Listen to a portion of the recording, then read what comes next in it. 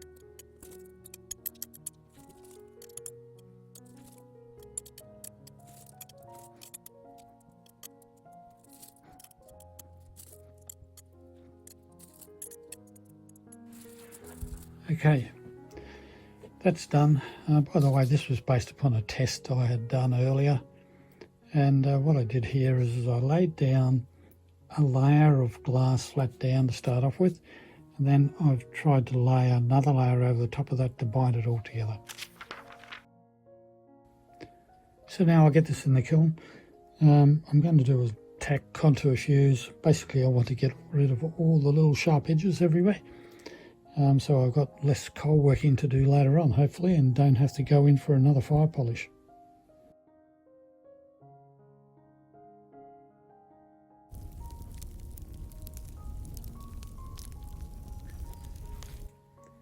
Right, we're back the next day. It has fused up, but we've got a little bit to talk about because things have changed. This is what I was originally trying to achieve. This was a test I'd done. Now, if you look at it, it's quite rough because I wanted that chunky ice crystal look about it. That's what I wanted. However, as usual, I got sidetracked and let it fuse for too long. So I've got a much smoother finish to the surface of it. And you really need to be watching this when it gets up to your temperature because it changes very quickly. So that's what I've got. So initially I was going to drape this over this mould here with the rough surface on the outside, thinking I was going to get a sort of a real chunky look on the outside.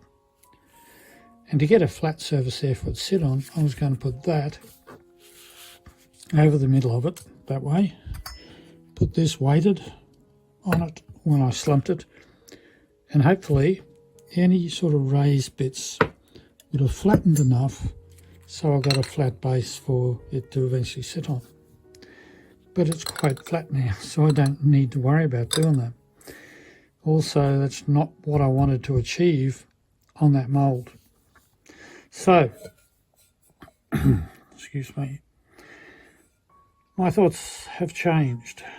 So I thought about it a little bit and I thought maybe I should just make it a platter. Use this mould here and just have it raised slightly on the edges. Now, I don't think that's actually the best solution. I think the best solution is this mould here. And that's quite a deep one. And the reason I think it's the best solution is because I think with this deeper bowl, you're going to get a lot more reflection off of this and it's going to just simply look a lot better. So that's the plan now. I'm going to use this mould over here and we're going to turn it into a bowl with that, the inside surface.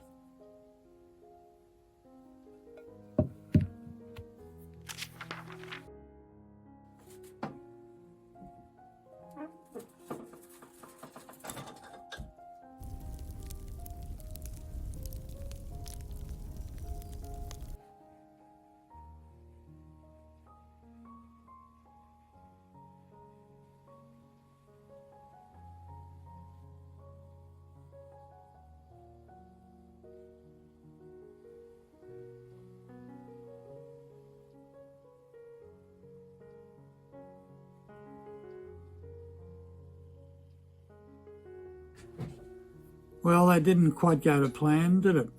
Anyway, it doesn't really matter. I think the end result has turned out really nice.